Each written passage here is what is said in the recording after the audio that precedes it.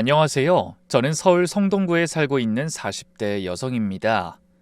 결혼한 지는 10년이 넘었지만 남편과는 사이가 참 좋아요.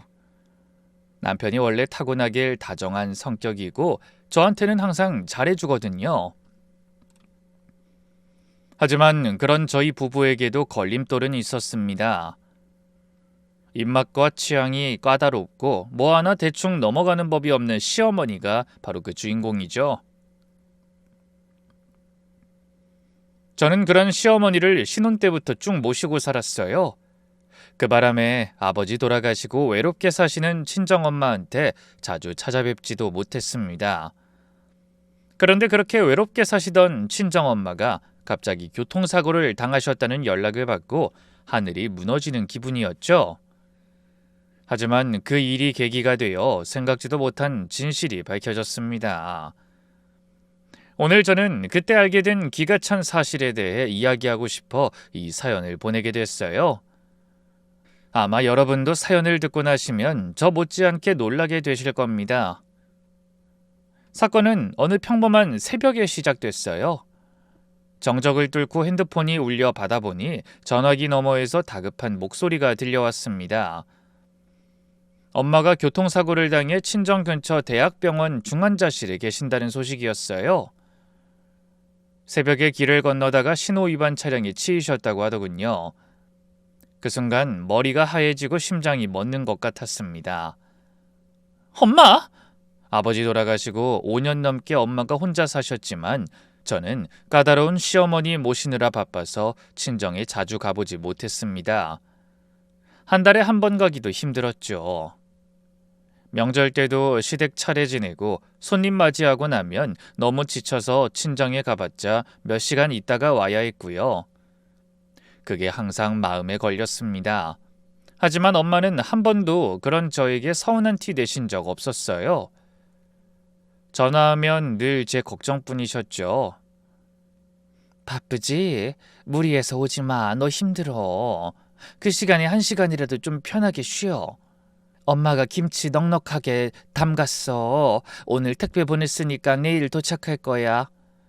그렇게 조금이라도 절 편하게 해주고 싶어 하셨고 김장철이면 매년 김치를 담가서 보내주셨어요. 김장이 얼마나 힘든지 아시니까 그런 고생을 덜어주고 싶으셨던 겁니다. 엄마 김치가 얼마나 맛있는지 아세요? 원래 저희 친정 부모님이 칼국수 집발을 하셨거든요. 재래시장 한편의 작은 가게에서 아버지가 면을 뽑고 엄마가 김치를 담가 장사하셨어요. 규모는 작았지만 근방에서는 맛집으로 소문이 자자했었죠.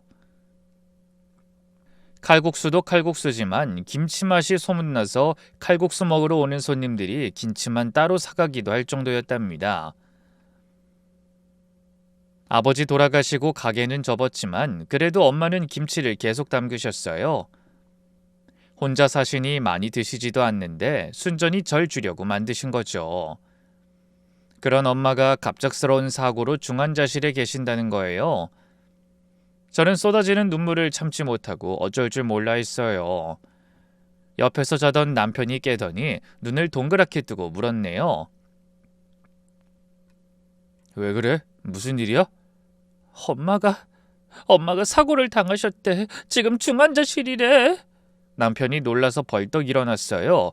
뭐야? 빨리 가보자. 어서 옷 입어. 그러더니 후다닥 옷을 입고 나갈 준비를 했어요. 저도 옷을 입었지만 손이 떨려서 단추도 제대로 못 잠그겠더라고요. 그때였습니다. 요란한 소리에 깨셨는지 시어머니가 방문을 열고 나오셨어요. 아니, 이 새벽에 무슨 난리니? 왜 이렇게 시끄러워? 저는 눈물을 닦으며 다급하게 말씀드렸습니다. 어머니, 저희 친정엄마가 교통사고 당하셔서 중환자실이래요. 지금 병원에 가봐야 할 것 같아요. 상태가 위독하시다고. 간신히 설명했지만 말을 끝맺지 못하고 또 눈물이 터졌습니다. 그런데 어머니는 잠시 놀라시는 것 같더니 이내 평온한 얼굴로 이러셨어요. 어머나 저런, 많이 다치셨나 보구나. 어느 병원이니? 그 물음에 남편이 대답했습니다. 처가 가까운 곳에 있는 대학병원이요. 아유, 아침부터 멀리 가야겠구나. 그래, 다녀와라. 그러더니 하품하며 다시 방으로 들어가시는 게 아니겠어요? 건너 건너 모르는 사람이 다쳤다고 해도 그렇게 심드렁하게 반응할 것 같진 않았는데 너무 태연한 태도를 보니 섭섭하더라고요. 하지만 그땐 그런 걸 따질 여유가 없었습니다. 오직 빨리 병원에 가서 엄마를 봐야 한다는 마음만 가득했죠. 그래서 재촉하는 남편의 손을 잡고 차에 올랐어요. 그리고 텅 빈 도로를 달려 친정 근처 병원으로 가고 있는데 시어머니에게서 전화가 걸려왔습니다. 전 당연히 친정엄마를 걱정하는 전화일 거라고 생각했어요. 조금 전에는 잠이 덜 깨서 경황이 없으셨던 거고 잠이 깨니 걱정이 돼서 전화하신 걸 거라고요. 하지만 시어머니의 입에서는 생각지도 못한 말씀이 튀어나왔습니다. 은영아, 그 사돈 댁 김치 맛있던데 좀 가져와. 그 순간 저는 귀를 의심했어요. 뭐라고? 지금 내가 제대로 들은 게 맞나? 그런데 어머니는 제가 못 들었다고 생각하셨는지 다시 한번 똑같은 말씀을 반복하셨죠. 아이, 친정 근처 병원이라며. 가는 김에 친정 가서 김치 좀 가져오라고. 못 들었니? 어머니, 지금 저희 엄마가 중환자실에 계세요. 상태가 심각하신데 어떡해? 아이, 그러니까 가져오라는 거잖아. 전 너무 황당해서 말이 안 나왔습니다. 하지만 시어머니는 그런 제 상태는 아랑곳 없이 계속 자기 말씀만 하셨어요. 너희 부모 볼 거라고는 그 김치맛 하나뿐이었는데 이제 그게 마지막일 테니까 쉬어서 꼬부라지기 전에 싹 챙겨오라는 거야. 어차피 먹을 사람 없으면 버려질 거 알뜰하게 챙겨서 먹으면 좋잖아. 그 말을 듣고 있자니 머리끝까지 화가 치밀어 올랐습니다. 아니, 지금 우리 엄마가 돌아가실 수도 있는 상황이라는데 이 사람이 김치 타령이나 하는 게 맞는 거야? 거기다 뭐? 볼 거라곤 김치뿐? 제가 10년 동안 시집살이 하면서 별별 말씀 다 들었지만 그건 정말 너무했어요. 하지만 시어머니의 말씀은 거기서 끝이 아니었죠. 김치 냉장고에 있는 거 통째로 다 가져와라. 알았지? 저는 치밀어 오르는 분노를 애써 꾹꾹 눌렀습니다. 엄마가 생사의 기로에 계신 상황인데 아무리 화가 나도 싸울 때가 아니잖아요. 한시라도 빨리 엄마한테 가야 하니까요. 그래서 그냥 건성으로 대답하고 전화를 끊었습니다. 남편이 운전하는 동안 내내 저는 옆에서 울기만 했어요. 엄마가 너무 걱정되고 한편으론 죄송했습니다. 그동안 내가 엄마한테 신경을 너무 못 썼어. 시어머니한테 하는 거 반만큼이라도 엄마한테 잘했으면 이렇게 후회가 되지는 않을 텐데. 저희 시어머니는 눈만 뜨면 저를 타박하셨어요. 음식 타박, 청소 타박, 옷차림 타박, 그리고 가장 큰 건 아이를 못 낳는다는 타박이었죠.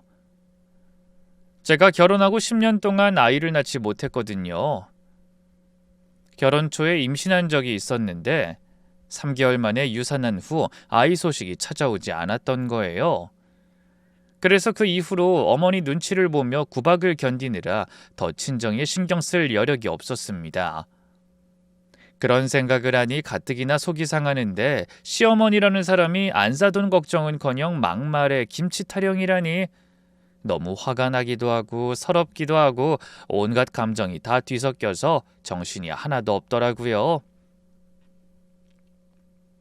그때 운전하면서 통화 내용을 들었는지 남편이 제 손을 잡고 미안한 목소리로 말했습니다. 엄마가 원래 그러시잖아. 신경 쓰지 마. 지금은 장모님 걱정이나 하자. 시어머니가 원래 그런 분이라는 건 저도 당연히 알죠. 10년이나 같이 살며 겪어봤으니까요. 어머니는 입맛도 엄청 까다로우셨어요. 헌데 그런 시어머니도 저희 엄마가 담근 김치는 맛있다고 인정하셨죠. 그걸 아시는 엄마가 사돈 드시라고 항상 김치 떨어지지 않게 신경을 많이 쓰셨어요. 김장은 물론이고 중간중간 겉절이도 해서 보내주시고 가끔 친정에 가면 잊지 않고 총각김치며 동치미며 갖가지 김치를 챙겨 보내주셨죠. 시어머니가 그걸 드시면서 한 번이라도 고마워하셨으면 좋았을 텐데 그런 말씀도 안 하셨어요.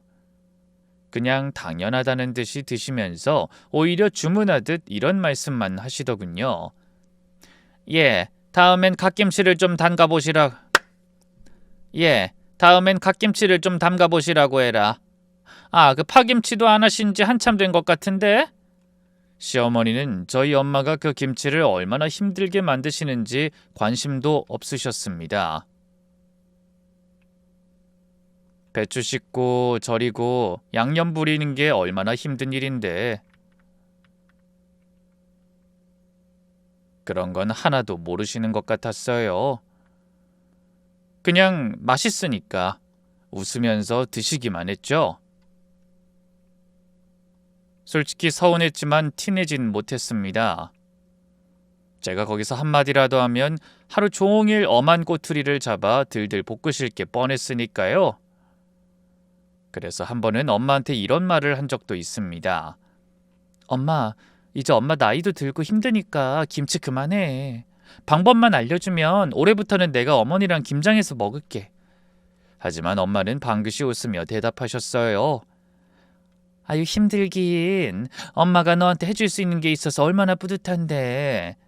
엄마 아직 괜찮아. 진짜 늙어서 걷기도 힘들어지면 그때 알려줄 테니까. 엄마 살아있을 땐 엄마 김치 먹으면서 조금이라도 편하게 살아. 그 생각을 하니 또 눈물이 흘렀습니다. 그때 남편이 부르는 소리에 퍼뜩 정신을 차렸어요. 다 왔어. 어서 내리자. 경기도에 있는 병원에 도착하니 7시가 넘었더라고요. 중환자실 앞에서 담당 선생님을 만났는데 엄마 상태가 많이 안 좋다고 하셨어요. 사고로 머리를 크게 다치셨어요. 응급으로 수술은 했는데 아직 의식이 없으세요. 오늘이 고비가 될 것 같습니다. 제가 그 자리에서 주저앉자 남편이 저를 부축하며 의사를 향해 물었습니다. 선생님, 저희 장모님 깨어나실 수 있는 거죠? 지금은 장담하기 어렵습니다. 일단 지켜보죠. 언제 만날 수 있는지 물으니 아직 위험한 상태라 면회 금지라고 하더군요. 하는 수 없이 중환자실 유리창 너머로 엄마를 바라보며 기다릴 수밖에 없었습니다. 엄마는 머리와 다리에 붕대를 감고 멍투성이 얼굴로 누워 계셨어요. 산소호흡기를 끼고 계셨는데 눈을 감은 채 미동도 없으셨죠. 저도 모르게 유리창에 손을 대고 울면서 엄마를 불렀습니다. 엄마, 은영이 왔어. 제발 눈 좀 떠봐. 하지만 여전히 아무 대답도 없더군요.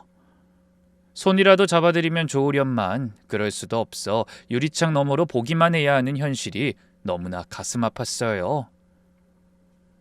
제가 너무 우니까 그러다 탈진한다며 남편이 음료수를 사러 간다고 잠시 자리를 비웠습니다.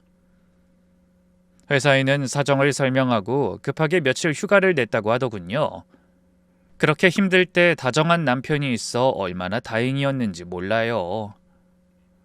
근데 그때 제 핸드폰이 울렸습니다. 화면을 보니 시어머니였어요. 솔직히 정말 받기 싫었습니다. 하지만 전화 한 번 안 받으면 나중에 얼마나 시끄러워질지 아는 터라 그럴 수 없었죠. 네, 어머니. 저는 잔뜩 가라앉은 목소리로 전화를 받았는데 어머니는 그런 제 상태는 전혀 신경 쓰지 않고 대뜸 이런 말씀을 늘어놓으셨어요. 은영아, 김치 챙겼니? 정말 할 말을 잃었습니다. 저희 엄마 상태에 대해서는 이런 방구도 없이 또 김치 타령을 하시더라고요. 어머니, 저희 엄마 상태가 많이 안 좋으세요. 아직 의식도 없으시고요. 그래? 아휴, 안 됐네. 근데 김치는 챙겼냐니까? 결국 저는 또 눈물이 터지고 말았습니다. 화가 나는 건지 서러운 건진 모르겠더군요. 어머니, 지금 그게 중요한 게 아니잖아요. 어머, 얘 좀 봐라. 아무리 친정엄마 편찮으셔도 시어미 말이 왜 안 중요해? 우리 김치 다 떨어졌다며. 원래 이맘때 안 싸두니 김치 한 번 더해서 보내주실 텐데 하필 이런 일이 생겨서. 시어머니는 저희 엄마가 다치신 게 걱정되는 게 아니라 김치 더 얻어먹지 못하게 된 것만 아쉬운 것 같더라고요. 너무 화가 나고 눈물이 흘러 계속 통화를 하기가 힘들었어요. 그때 남편이 오는 게 보이길래 저는 말없이 그냥 전화기를 남편에게 건넸습니다. 살짝 놀라는 것 같던 남편이 얼른 전화를 받아 조금 떨어진 곳으로 가서 통화를 끝내고 돌아오더군요. 미안해. 엄마가 자꾸 김치 얘기를 하시네. 어머니 정말 너무하시는 거 아니야? 금방 김치 안 드시면 큰일 나는 거야? 사실 내일 점심에 교회 사람들 초대하기로 해서 김치가 필요한가 봐. 뭐? 교회 사람들? 아, 그거였어? 시어머니는 교회를 열심히 다니는 분이셨는데 집에서는 그렇게 까다롭고 날카로운 분이 교회만 가면 완전히 다른 사람이 되셨어요. 목소리 톤도 부드러워지시고 웃음도 많아지시고요. 배우 뺨치게 연기를 잘하셨죠. 그런 시어머니의 좋은 이미지에 한몫한 게 있었으니 바로 저희 엄마의 김치였습니다. 언젠가 교회 지인이 집에 놀러 왔다가 엄마 김치를 맛보고는 입에 침이 마르게 칭찬하셨거든요. 근데 저희 시어머니가 엉겁결에 그게 본인이 담근 김치라고 거짓말을 하신 거예요. 그 뒤로 시어머니의 김치 맛이 교회에 소문났죠. 하지만 어머니는 그 소문을 바로잡을 생각은 안 하시고 집에 놀러 오는 사람들한테 넌지시 거짓말까지 하셨어요.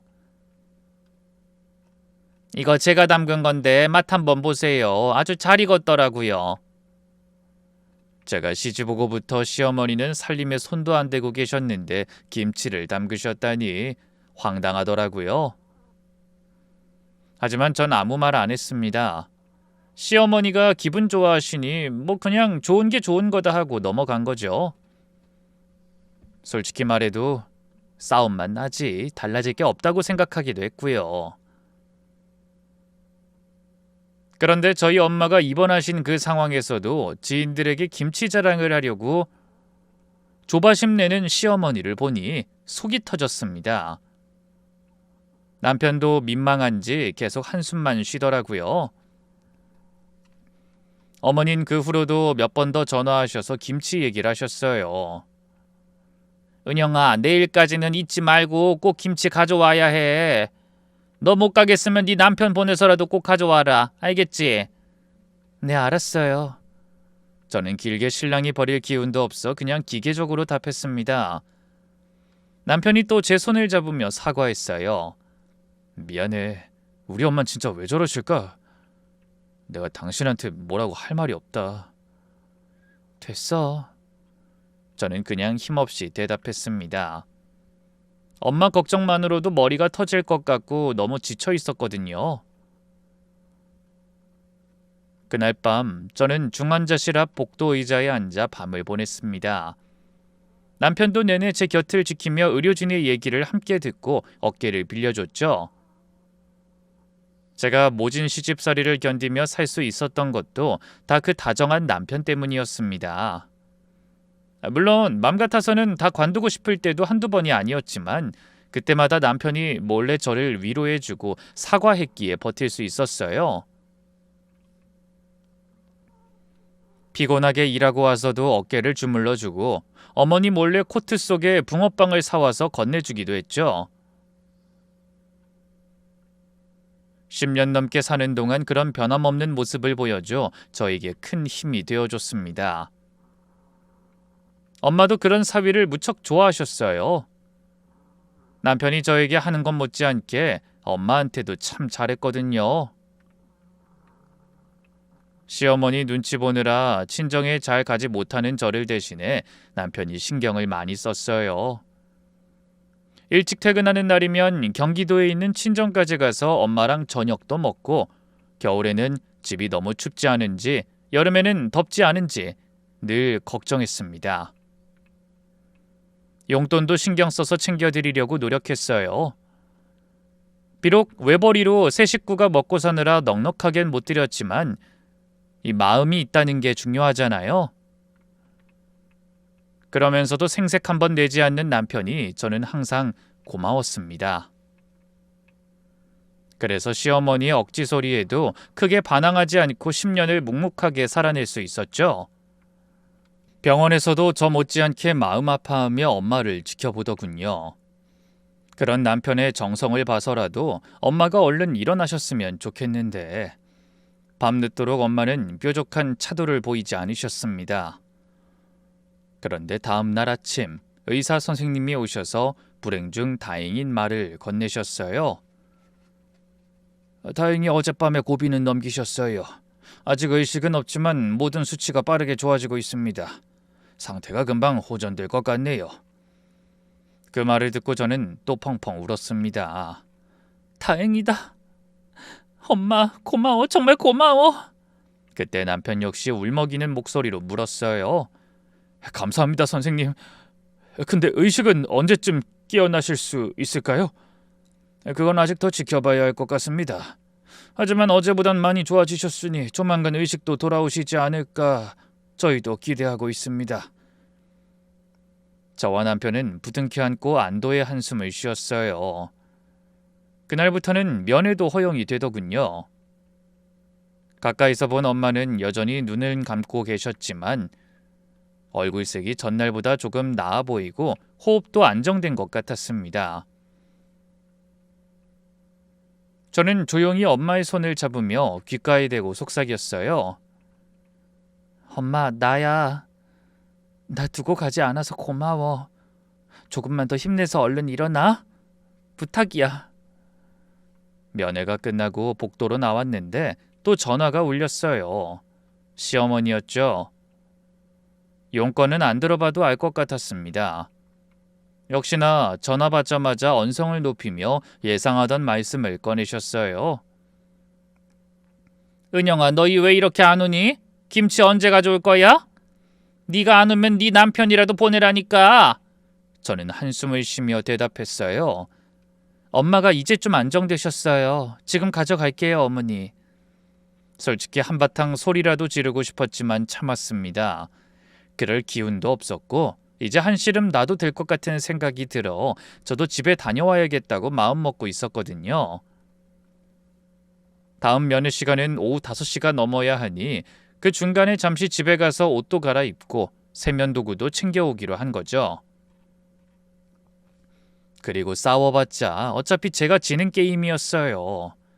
제가 시어머니한테 대들면 남편이 중간에서 힘들어하고 집안 분위기가 험악해지니 결국 제가 참는 게 편하더라고요. 그래서 항상 그래왔듯이 그날도 그냥 참기로 하고 병원을 나서며 남편에게 말했습니다. 엄마네 들러서 김치 가져가자. 어머니가 기다리신대. 남편이 미안한 얼굴로 절 바라보며 고개를 저었어요.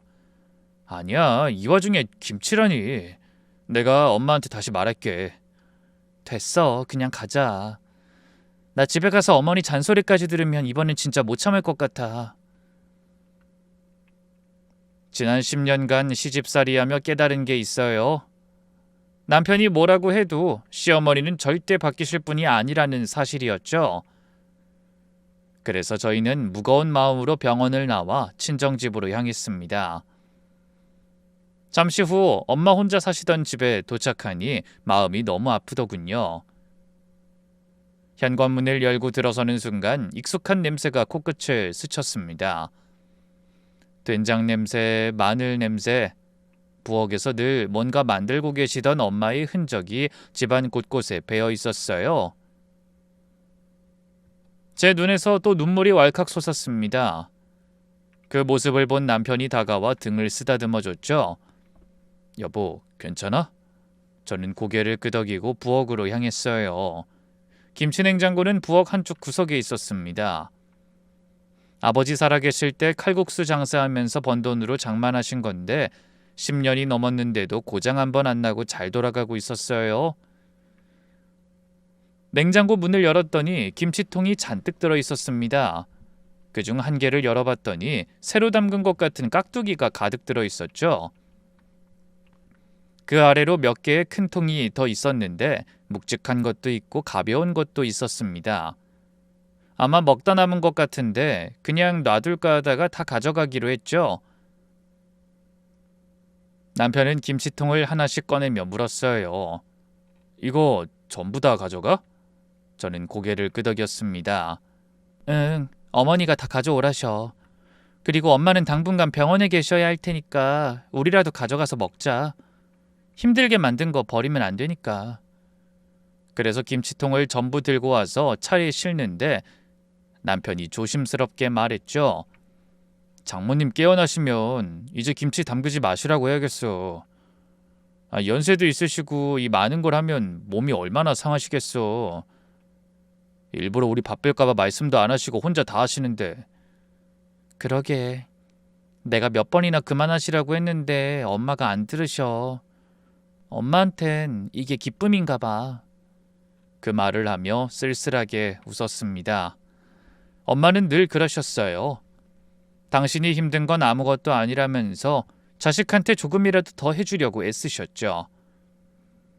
저는 또 터지려는 눈물을 꾹 참으며 김치통을 싣고 차에 올라탔어요. 집으로 향하는 길에 창밖을 바라보다 문득 궁금증이 일었습니다. 엄마는 대체 왜 그 새벽에 밖에 나가셨던 걸까? 아무리 생각해도 이해가 안 됐어요. 엄마는 원래 새벽엔 잘 나가지 않는 분이셨습니다. 무릎이 안 좋으셔서 새벽 운동 같은 건 안 하셨고 장 보러 가시는 것도 항상 날이 다 밝고 나서야 움직이셨죠. 눈이 침침해서 어두우면 앞이 더 잘 안 보인다고 불편해하셨거든요. 그런데 새벽 6시도 안 된 시간에 길을 건너다가 사고를 당하셨다니 대체 뭐가 그렇게 급하셨던 걸까요? 자기야, 우리 엄마 왜 그 시간에 밖에 나가셨을까? 그러게 말이야. 나도 그게 궁금해. 장모님 깨어나시면 여쭤보자. 저는 고개를 끄덕였지만 마음 한쪽이 계속 찜찜했습니다. 뭔가 석연치 않은 느낌이 들었거든요. 하지만 엄마가 깨어나셔야만 알 수 있는 일이었네요. 1시간 정도 후에 집에 도착하니 어머니가 대문 앞까지 나와 계셨어요. 저희 차가 들어오는 걸 보더니 손짓하며 재촉하시더군요. 아유, 빨리빨리 좀 오라니까. 손님들 곧 오신다. 어서 김치 들여놔. 저희가 차에서 내리기도 전에 문을 열고 소리치시더라고요. 저는 얼른 김치통을 들고 집 안으로 들어갔습니다. 어머닌 연신 곁에 서서 재촉하셨죠. 빨리 김치 냉장고에 넣어. 손님들 오시기 전에 정리해놔야지. 그래서 저는 정신없이 김치통을 부엌으로 날랐습니다. 남편도 뒤따라와서 무거운 통들을 김치 냉장고에 차곡차곡 넣었어요. 어서 넣어, 어서. 시간 없어.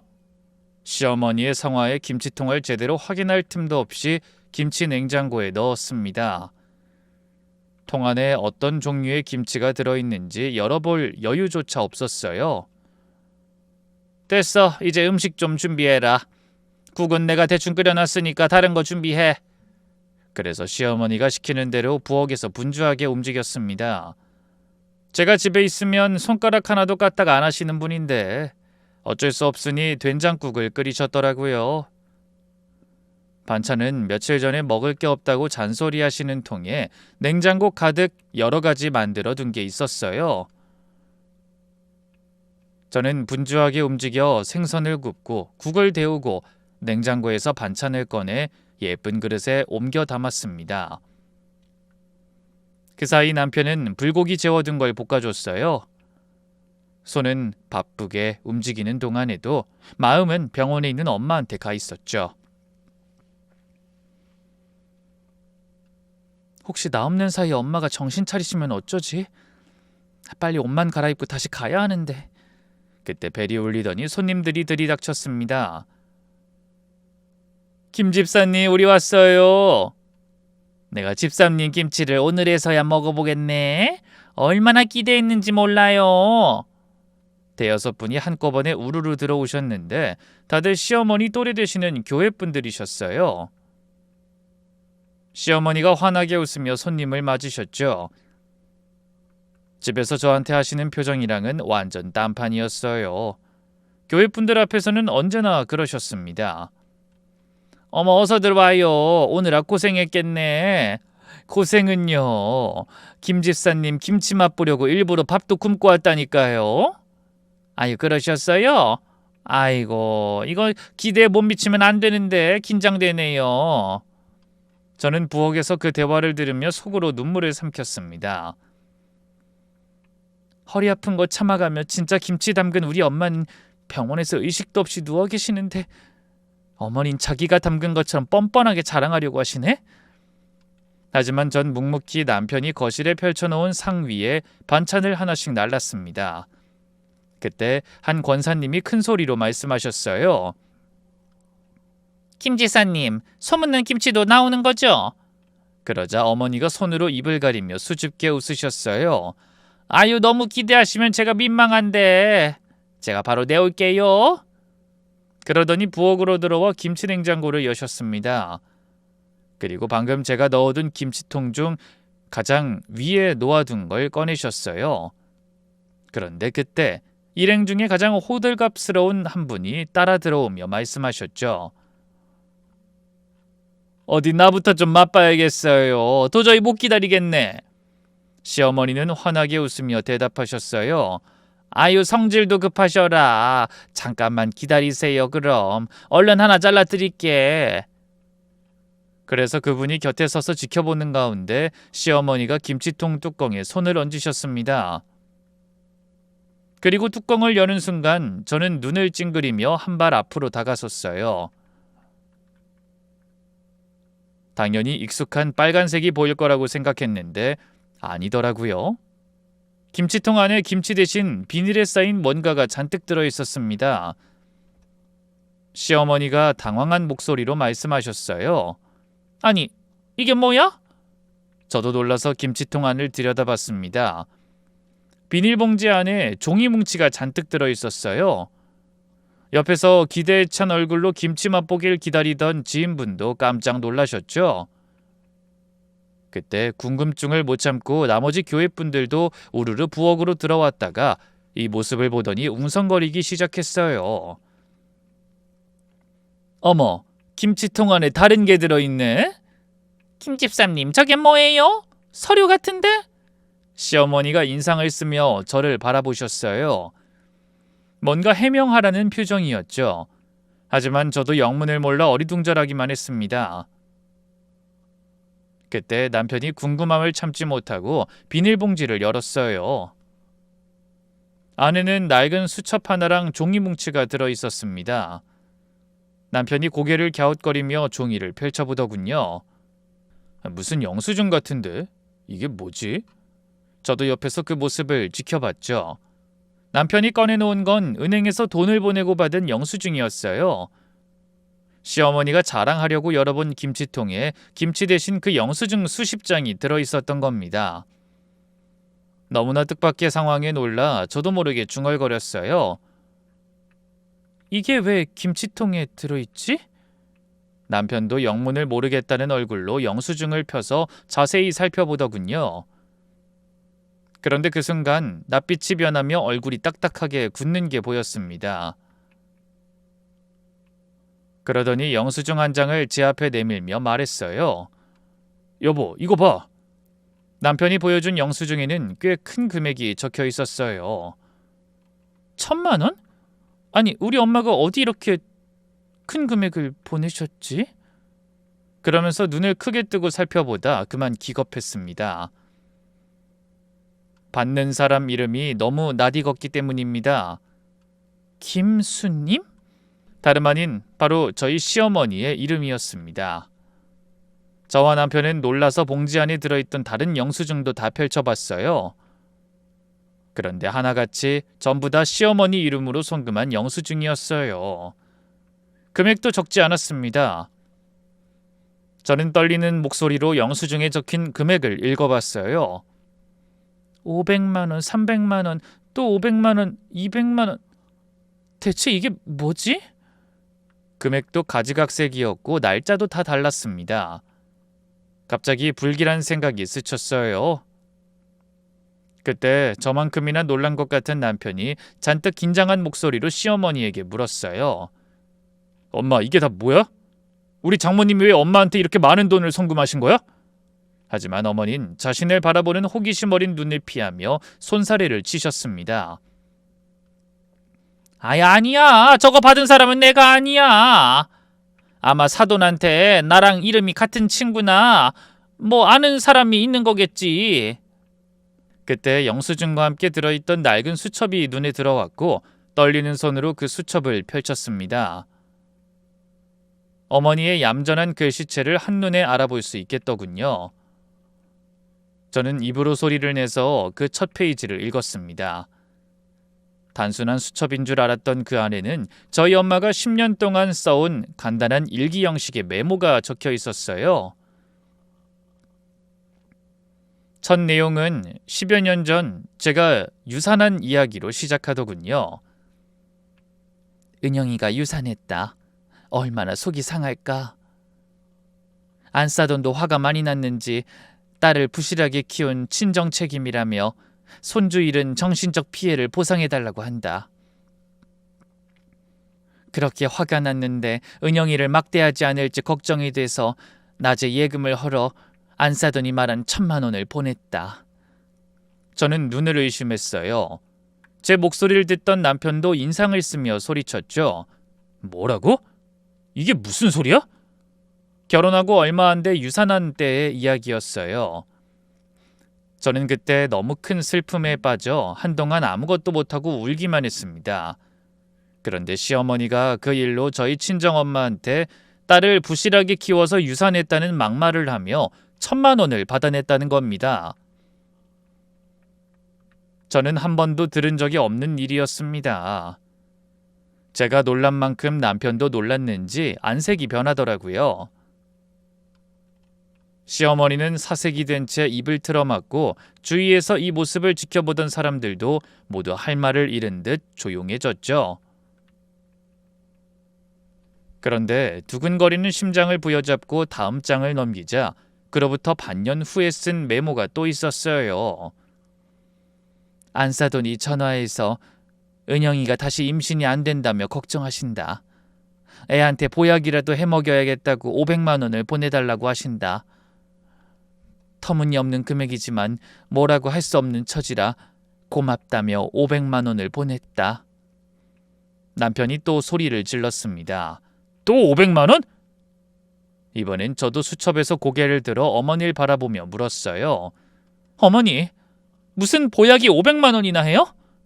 그리고 저는 어머니가 해주신 보약 먹은 기억이 전혀 없는데 제 보약 해주신다면서 받은 돈은 어디로 간 거예요? 하지만 시어머니는 대답 대신 갑자기 달려들어 제가 들고 있는 수첩을 빼앗으려 하셨죠. 이건 사실이 아니야. 뭔가 잘못된 거라고.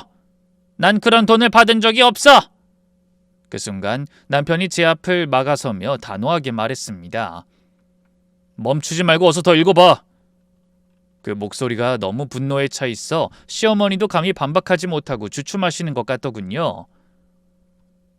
저는 거침없이 다음 장을 넘겨 또 소리내어 읽었습니다. 오늘도 안사돈이 전화하셨다. 남들 다 보는 손주를 못 보니 스트레스가 이만저만이 아니라며 친구들과 기분 전환으로 유럽 여행을 가려고 하니 경비를 보태달라고 하신다. 그러면서 또 아이들 이혼 얘기를 하신다.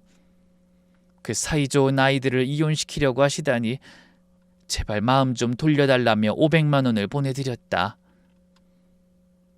안싸돈이 칠순잔치를 크게 하고 싶은데 아이들이 부담될 것 같다고 연락하셨다. 남들은 칠순에 손주를 주렁주렁 달고 잔치하는데 자기 신세가 처량하다고 하셔서 1,000만 원을 보내드렸다. 그로부터 또 몇 개월 뒤 어머니는 또 저와 남편의 이혼을 빌미로 친정엄마를 괴롭혀 300만 원을 받아내셨더군요. 또 반년 뒤에는 남들 다 있는 모피코트가 없어 마음이 다 허하다며 200만 원을 송금받으셨고요. 그렇게 몇 달에 한 번씩 제가 아이를 못 가져 대가 끊기게 생겼다며 반강제로 저희 엄마한테 몇백만 원씩 돈을 받으셨더라고요. 엄마는 가게를 접고 혼자 남아 여유가 많지 않은 상황에서도 시어머니의 협박에 못 이겨 계속 돈을 보내오고 계셨어요. 이유는 단 하나였죠. 또 은영이를 이혼시키겠다고 하신다. 둘 사이가 얼마나 좋은데 이혼이라니. 박서방만큼 은영이를 위해주는 사람을 또 어디서 찾을 수 있을지 모를 일이다. 어떻게 해서든 제발 이혼만은 막아주고 싶다. 저는 수첩을 읽다가 결국 울음이 터지고 말았습니다. 머릿속이 하얘지고 손이 부들부들 떨렸죠. 10년 동안 엄마는 시어머니에게 그런 괴롭힘을 당하고 계셨던 거예요. 하나뿐인 딸이 아이를 못 가져 시어머니에게 구박당하고 사이좋은 남편과 이혼하게 될까봐 전전긍긍하신 거죠. 남편도 창백해진 얼굴로 안절부절 못하는 시어머니를 향해 물었습니다. 엄마, 이게 뭐예요? 엄마가 정말 우리 장모님한테 이런 짓을 한 거야? 하지만 시어머니는 아무 말씀도 못하고 입만 벙긋거리시더군요. 숨죽여 이 모든 상황을 지켜보던 교회분들도 눈을 동그랗게 뜨고 자기들끼리 쑥덕거렸습니다. 어머나, 이게 무슨 상황이래요? 정말 김 집사님이 이런 말도 안 되는 행동을 하신 거예요? 아이, 설마 뭐가 잘못된 거겠지. 유산한 며느리를 이용해서 사돈한테 돈을 보내라고 하다니 말도 안 되는 일이에요. 아니, 저기 확실하게 수첩에 적혀 있잖아요. 송금한 영수증도 있고.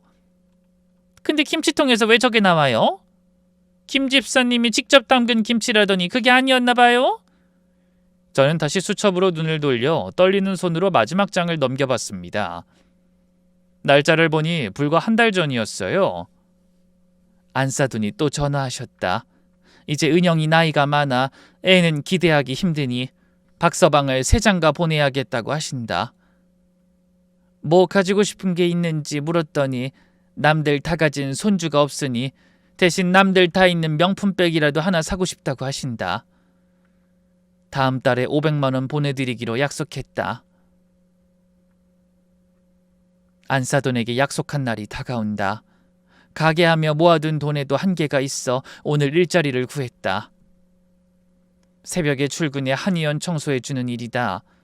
큰 돈은 아니지만 지금은 가릴 처지가 아니니 감사한 마음으로 일해야겠다.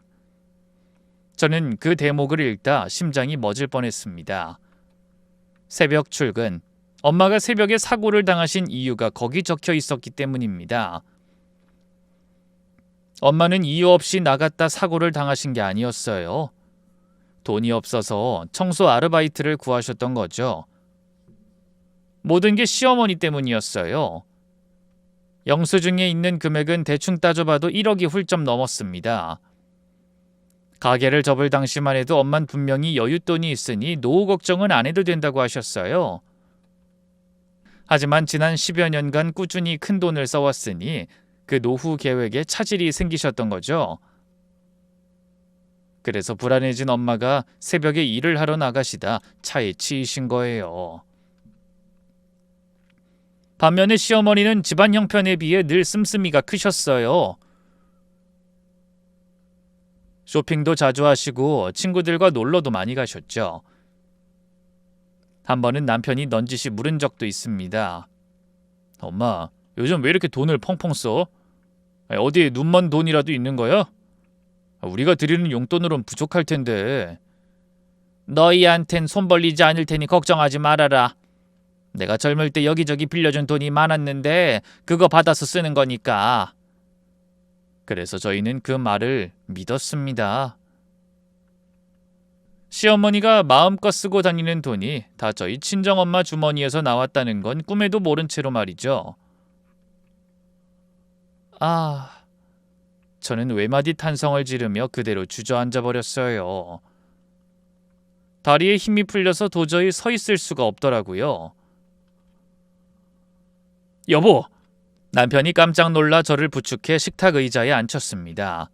그때 시어머니의 지인 중 한 분이 헛기침하며 뒤로 물러서더라고요. 저흰 다음에 다시 오는 게 좋겠네요. 가족분끼리 나누실 얘기가 많은 것 같아서. 그러면서 다른 일행들을 챙겨 도망치듯 집을 빠져나갔습니다. 하지만 가족 중 누구도 그 사람들을 배웅하지 못했어요. 저는 손에 수첩을 꽉 쥔 채 눈물을 펑펑 흘리고 있었고 남편은 어머니를 노려보며 씩씩거리고 있었죠. 시어머니는 어땠냐고요? 입술을 바들바들 떨며 어떻게든 변명하려고 애를 썼습니다. 이건 오해야. 사돈이 먼저 주겠다고 한 거야. 내가 뜯어낸 게 아니라고. 하지만 남편은 눈 하나 깜빡하지 않고 차갑게 쏘아붙였어요. 오해? 수첩에 다 적혀 있잖아요. 이혼시키겠다고 협박하고 돈 보내라고 한 거. 이게 오해야? 저도 울먹이며 소리치듯 말했습니다. 어머니, 지금 제 기분이 어떤지 아세요? 저는 엄마가 왜 새벽에 밖에 나가셨다 사고를 당하셨는지 너무 궁금했어요. 근데 알고 봤더니 저 이혼시키지 않으려고 노후 자금을 어머니한테 다 드려서였어요. 그래서 청소 아르바이트 하러 가다 사고를 당하신 거라고요? 시어머니가 고개를 저으셨어요. 아니야, 그건 내 잘못이 아니야. 사돈이 알아서 일을 구한 거지 내가 일하라고 한 적은 없다고. 돈이 없으니까 일을 구하셨겠죠. 70 넘으신 분이 새벽에 청소하러 나가시다가 차에 치이신 거예요. 엄마가 열심히 칼국수 팔아 만들어둔 노후 자금을 다 어머니한테 뜯겼으니까요. 저는 눈물을 쏟으며 따졌고 시어머니는 입술을 깨물며 눈만 이리저리 굴리셨어요. 하지만 제 말은 끝나지 않았죠. 근데 어머닌 그걸로 뭘 하셨어요? 친구들이랑 해외여행 가고 쇼핑하고 비싼 음식 드시면서 펑펑 쓰셨잖아요. 그것도 아들 이혼시키겠다고 협박해서 뜯어낸 돈으로요. 그때 남편이 영수증 뭉치를 식탁에 탁 내려놓으며 말했습니다. 엄마, 이 금액 다 합치면 얼마인지 알아요? 대충 봐도 1억 4천이 넘어요. 장모님이 가게 접으실 때 모아두셨던 노후 자금 그게 다 어디로 갔겠어요? 하지만 시어머니는 조금도 반성하는 기미가 없이 오히려 버럭 소리를 지르셨어요. 아이 시끄러워! 너 지금 어미한테 눈 동그랗게 뜨고 따지는 거냐? 그건 사돈이 다 자기 딸 허물 덮어주려고 알아서 한 일이지 내 탓이 아니라니까.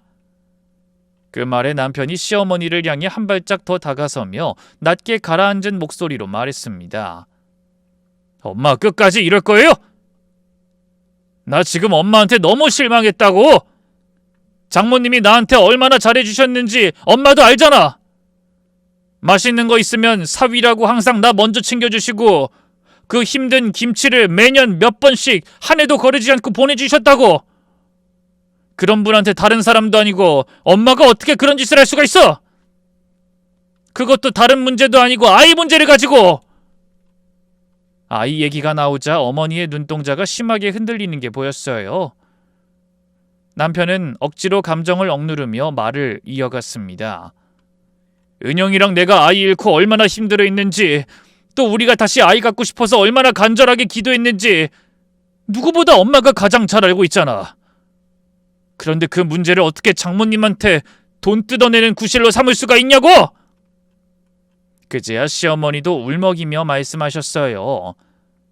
나도 속상했다고. 친구들이 손주 자랑할 때마다 얼마나 창피했는지 너희가 알아? 뭐라고? 손주가 남들한테 자랑하려고 있는 거야? 손주 있으면 자랑스럽고 없으면 창피하고? 우리가 엄마 창피하지 않게 만들어주려고 애를 낳아야 했단 말이야?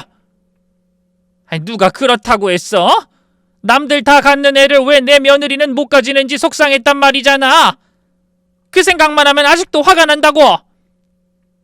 은영이만 아님 너도 자식 재미 보고 나도 당당하게 손주 자랑하면서 살 수 있었을 텐데 제가 뭔가 부실하니까 끝까지 남들 다 낳는 애도 하나 못 낳는 거 아니냐고. 저는 그 말을 듣고 가슴이 찢어지는 슬픔을 맛봐야 했습니다. 어머니, 어떻게 그렇게 말씀하실 수가 있어요? 그게 제 잘못이에요? 제가 유산하고 싶어서 유산했냐고요? 그 문제로 가장 힘든 건 누가 뭐라고 해도 저였어요. 근데 어머닌 제 슬픔을 이용해서 우리 엄마를 협박하신 거잖아요. 시어머니가 궁지에 몰리자 갑자기 주저앉아 울기 시작하셨어요. 이것들이 합심해서 나를 몹쓸 사람으로 만드네. 아이고 서러워라. 내가 언제 돈 달라고 했다고 사람을 파렴치한 협박범으로 만들어? 하지만 그 모습을 내려다보던 남편은 차갑게 말했습니다. 엄마, 두 가지 중 하나 선택해. 시어머니가 고개를 들어 아들을 올려다봤어요. 뭘 선택해? 첫 번째, 지금부터 매달 돈을 벌어서 장모님한테 갚아. 1억 4,800만 원. 이자까지 치면 더 나올 수도 있어. 언제 다 갚으실진 모르겠지만 갚을 때까지 일해요. 아들의 말을 듣고 시어머니 얼굴이 새파랗게 질리더군요. 뭐? 내가 왜? 싫으면 두 번째도 있어요. 남편이 수첩과 영수증을 들어보이며 말했죠. 이거 들고 경찰서 가서 협박죄, 공갈죄로 고소할 거예요. 10년치 송금 증거가 여기 다 있으니까 유죄 나오면 엄마 감옥 갈 수도 있어.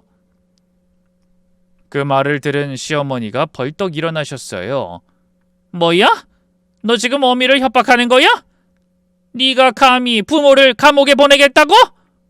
협박이 아니야. 선택권을 드리는 거지. 엄마가 장모님한테 하신 것처럼.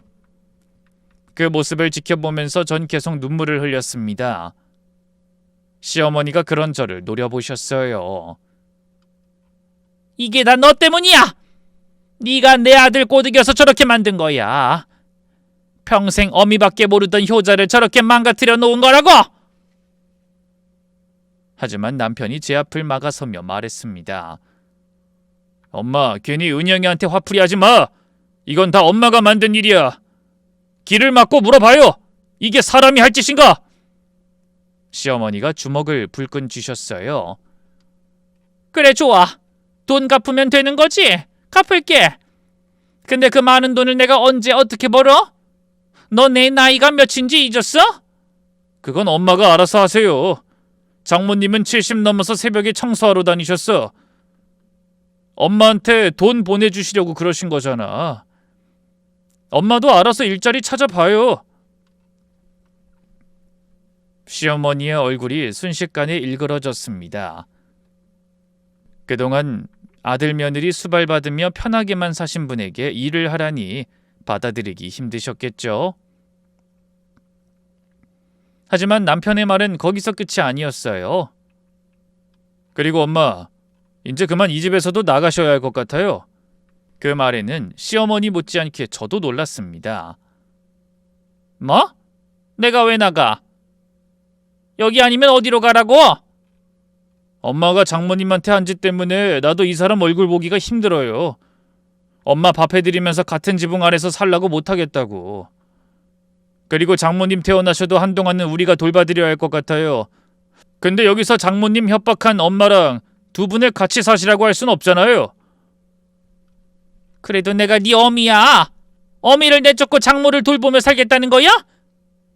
남편이 시어머니를 외면한 채 대답했습니다.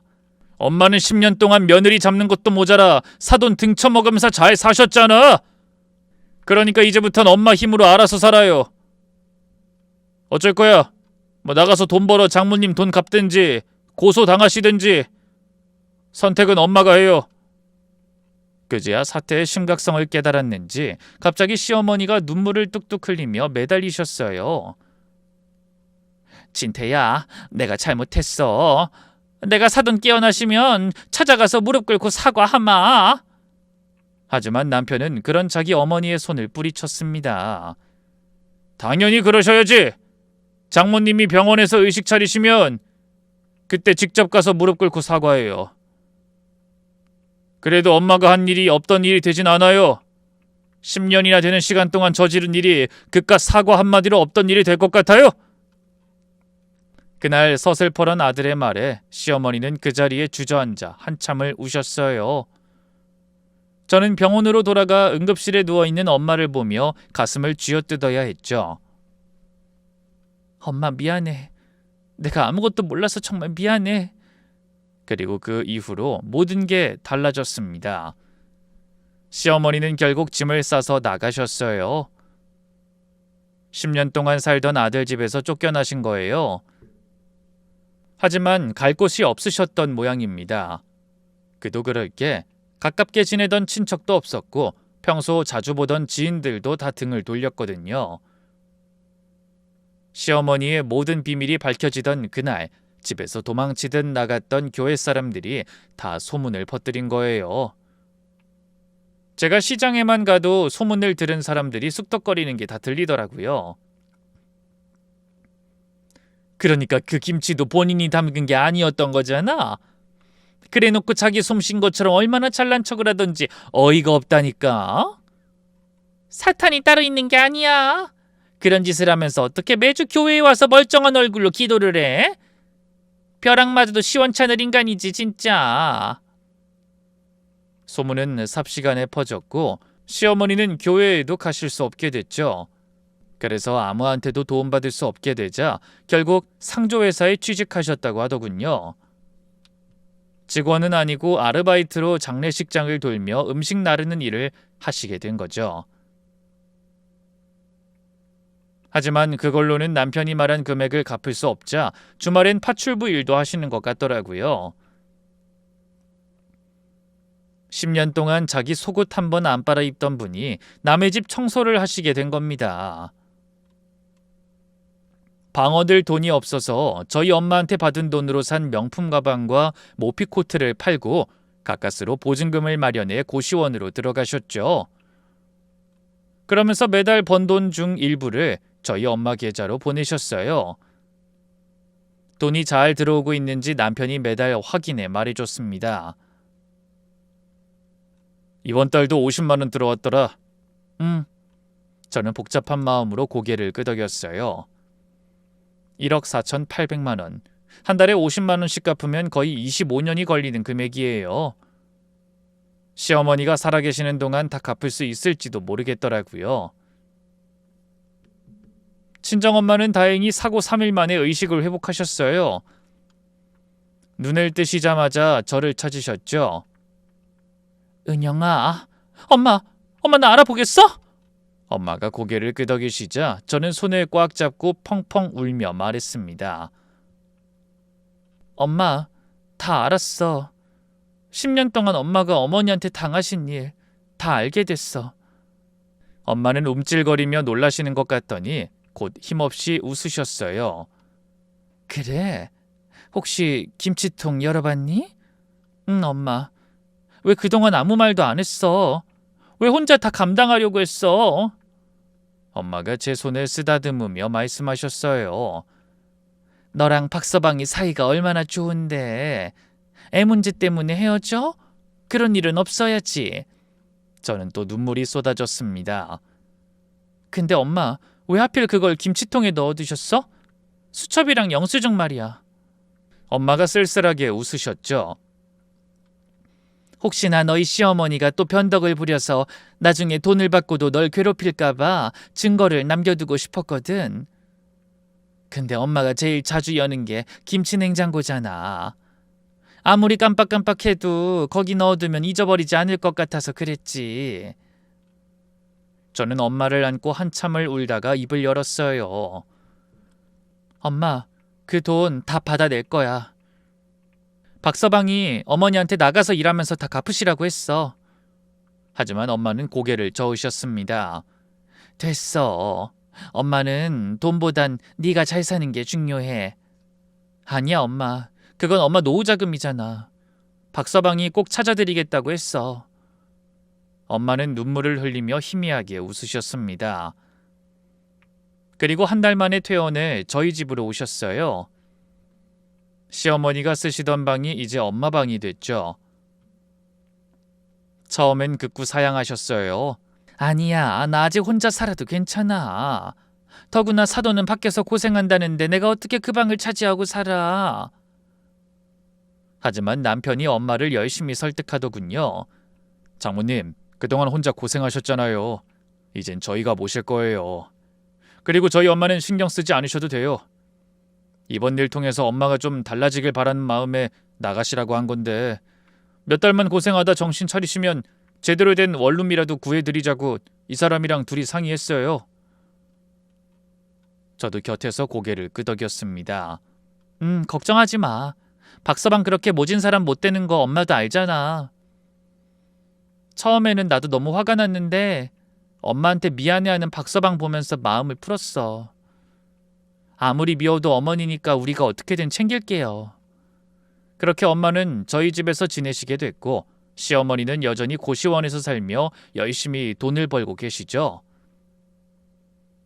조금이라도 변하는 모습이 보이면 방을 옮겨드리려고 했는데 여전히 저에게 전화하셔서 악을 쓰며 화를 내시는 걸 보니 아직은 때가 되지 않은 것 같다는 생각이 드네요. 부디 이 사연을 함께하신 여러분도 저희 어머니가 과거의 잘못을 뉘우치고 뒤늦게나마 새 사람으로 다시 태어나시길 빌어주시겠어요? 그럼 부끄러운 저희 가족 이야기에 끝까지 귀 기울여 주셔서 감사드리며 저는 이만 인사드리겠습니다. 추운 겨울 따뜻한 가족의 온기로 행복한 하루 만들어 가시길 바랍니다. 감사합니다.